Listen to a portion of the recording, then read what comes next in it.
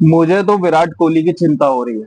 जब से गौतम गंभीर को फॉर्मली अनाउंस किया गया है कि वो टीम इंडिया के नए कोच होंगे, तब से डेली कुछ ना कुछ न्यूज आ रही है, और कुछ न्यूज़ेस ऐसी हैं जिसमें कि गौतम गंभीर की बातों को बीसीसीआई डिनाई कर रही है।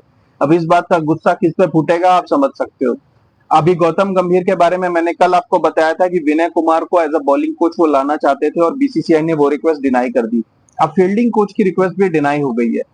गौतम गंभीर जो जॉन्टी रोड्स के साथ 2 साल लखनऊ में काम कर चुके हैं, जॉन्टी रोड्स वहां फील्डिंग कोच थे, गौतम गंभीर उनको भी लाना चाहते थे as fielding coach of India, लेकिन बीसीसीआई ने साफ साफ डिनाई कर दिया कि वो फॉरेन कोचेस से दूर रहना चाहते हैं, और जितना हो सके वो इंडियन कोचेस को ही रखना चाहते हैं। टी दिलीप जो फिलहाल फील्डिंग कोच है, उन्होंने जबरदस्त काम किया है।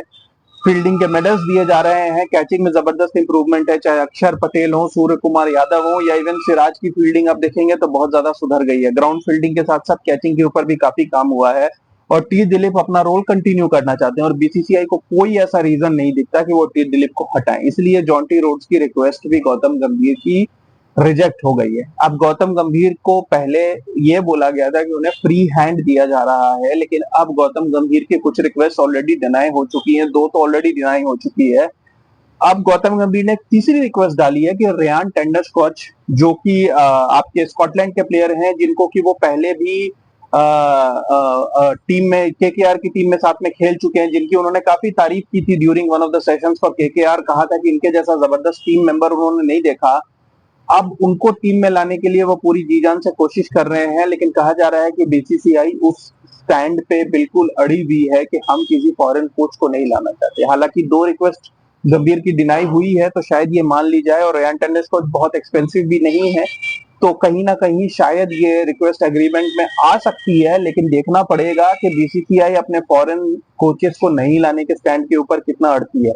गौतम गंभीर की फीस भी बाहर आ गई है, उन्हें 12.5 करोड़ एनुअली, और साथ में 21,000 डेली कॉम्पनसेशन। यानी कि अगर इंडिया किसी टूर पे जाती है जहां पे 2 वीक के लिए रुकती है, तो पर डे 21,000 का कॉम्पनसेशन मिलेगा, अलोंग विथ जो accommodation, food and travel expense, तो ऑफकोर्स वो बीसीसीआई बियर करती है, मगर पर डे 21,000 एडिशनली मिलेंगे। 12.5 करोड़ उनकी फीस होगी। द्रविड़ की फीस 12 करोड़ थी, तो उसमें बहुत ज्यादा चेंज नहीं आया है, मगर आई थिंक ये डेली कॉम्पनसेशन में कुछ इंप्रूवमेंट है जो कि द्रविड़ के टाइम से था। तो गौतम गंभीर की बाकी सारी नेगोशिएशंस पूरी हो गई हैं, लेकिन जो उनकी सपोर्टिंग स्टाफ है उसको लेकर के काफी डिसएग्रीमेंट्स चल रही है। हालांकि यहाँ पर एक आध बात जो नोट करने वाली है कि फिलहाल जो कोचिंग स्टाफ बनाई जा रही है वो सब की सब बनाई जा रही है बिल्कुल T20 के हिसाब से। लेकिन इंडिया जब बॉर्डर गवस्कर ट्रॉफी में जाएगी या इंग्लैंड टूर में जाएगी, तो मुझे नहीं पता कि वहां अभिषेक नायर या गौतम गंभीर या ये सब जितने भी हैं ये कितने यूजफुल होंगे। आपको ये भी बता दूं कि गौतम गंभीर इंग्लैंड में हॉरिबल परफॉर्म्स करते थे। इनफैक्ट गौतम गंभीर जो एक दो टूर्स पे इंग्लैंड में गए हैं, वहां उनकी परफॉर्मेंस बिल्कुल नहीं थी, वो खुद इंग्लिश कंडीशंस में नहीं खेल पाते थे, तो वो किस तरीके से प्लेयर्स को कोच करेंगे। अभिषेक नायर भी एक वाइट बॉल स्पेशलिस्ट थे। तो फिलहाल टीम में टेस्ट क्रिकेट के हिसाब से मुझे कोई भी सपोर्टिंग स्टाफ नहीं दिख रहा, कोई भी ऐसा कोचिंग स्टाफ नहीं दिख रहा जो टेस्ट क्रिकेट के हिसाब से हो। हाँ, अगर जहीर खान इंक्लूड होते हैं तो ऑफकोर्स बॉलिंग डिपार्टमेंट को काफी हेल्प मिलेगी, क्योंकि जहीर खान ऑफकोर्स इंडिया के बेस्ट लेफ्ट आर्म सीमर थे, और जहीर खान की इंक्लूजन काफी अच्छी होगी। लेकिन इंग्लिश कंडीशंस में हमारी प्रॉब्लम हमेशा बैटिंग रही है। बॉलिंग वाइज तो फिलहाल फिर भी हम पिछले 2-3 टूर से ठीक कर रहे हैं, मगर बैट्समैन स्ट्रगल करते आ रहे हैं। इवन विराट कोहली भी बहुत कंसिस्टेंट नहीं रहे हैं इंग्लैंड में। तो क्या गौतम गंभीर फिलहाल उस तरीके के लेवल की टेस्ट कोचिंग करने के लिए इक्विप्ड हैं, या हमको एक प्रॉपर बैटिंग कोच चाहिए टीम में जो test cricket. W B Raman की जब बात उठी थी तो हुआ था कि शायद डब्ल्यू बी रमन को बैटिंग कोच रखा जाएगा, लेकिन जब उनको भी इंक्लूड नहीं किया गया है, तो क्या टेस्ट क्रिकेट के टाइम पे हमको फिर ऐसे वीवीएस लक्ष्मण या कोई टेम्पररी कोच दिया जाएगा, इस बारे में बीसीसीआई की तरफ से कोई अनाउंसमेंट नहीं आई है।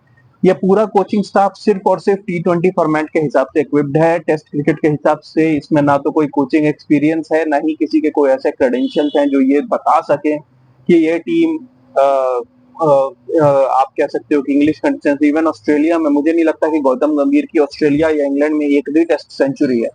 गौतम गंभीर ने जो भी ओवरसीज परफॉर्मेंस दी है वो न्यूजीलैंड के खिलाफ थी, मगर उस वक्त न्यूजीलैंड के पिचेस काफी आप कह सकते हो कि हाई स्कोरिंग मैचेस हुए थे वहां पे। अगर उस टूर में जिसमें गौतम गंभीर ने परफॉर्म किया था, अगर आप उस टूर के स्कोरबोर्ड्स निकाल के देखेंगे तो टीम 450-500 रन बना रही थी। सचिन तेंदुलकर ने भी 150 प्लस बनाया था वहां पर। और द्रविड़ की अभी सेंचुरी थी, तो वहां पर कंडीशंस डिफरेंट थी। फिलहाल पिछले 10 साल में जो न्यूजीलैंड में टूर्स हो रहे हैं वहां 200 भी नहीं बनता, बिल्कुल स्विंगिंग सीमिंग पिचेस होते हैं और वो टेस्ट मैचेस 2.5 से 3 दिन में खत्म हो जाते हैं। तो उस तरीके के पिचेस पे गौतम गंभीर के भी कोई टेस्ट क्रेडेंशियल्स नहीं है। इनफैक्ट गौतम गंभीर के ज्यादातर रन होम या सब कॉन्टिनेंटल कंडीशंस में भी है। ऑस्ट्रेलिया में भी गौतम गंभीर बुरी तरीके से स्ट्रगल करते नजर आए थे। तो मेरे ख्याल से test coaching credentials team India के काफी वीक हैं, और अगर जो भी यंगस्टर्स हैं उनके लिए मेरे ख्याल से एक बैटिंग कोच टेस्ट के हिसाब से रखना बहुत जरूरी है, चाहे वो वीवीएस लक्ष्मण हो, चाहे वो डब्ल्यू रमन हो, लेकिन एक टेस्ट कोच चाहिए। आपको क्या लगता है? प्लीज कमेंट्स में मुझे बताइए। Keep watching guys, thank you.